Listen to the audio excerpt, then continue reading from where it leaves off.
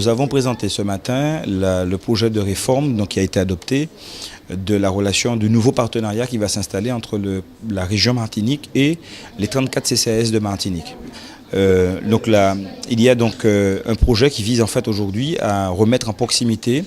les aides qui étaient attribuées par la région, donc pas toutes les aides, une partie, puisque la région va continuer à instruire les aides notamment à l'informatique, les aides à l'habitat, les aides pour les questions de santé et pour les autres aides, notamment les aides dites de première nécessité, les aides pour les jeunes qui accèdent effectivement à un travail ou éventuellement à un logement. Nous allons continuer donc à faire en sorte que les CCAS deviennent des partenaires nouveaux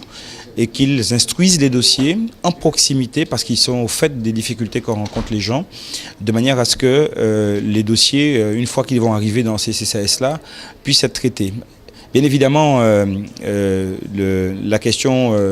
est de savoir si oui ou non l'impartialité, la justice, l'équité va... Moi je fais confiance, en tout cas les élus l'ont tous dit unanimement, que nous faisons confiance au CCAS et puis au maire, président de droit qui gère donc ces institutions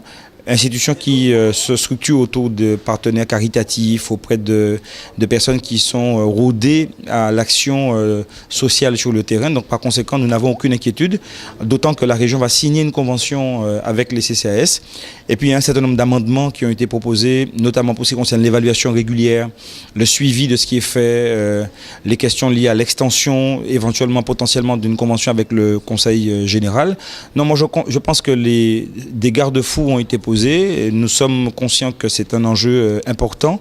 et que la région va continuer à travailler pour ce qui concerne sa compétence principale qui est celui du développement économique.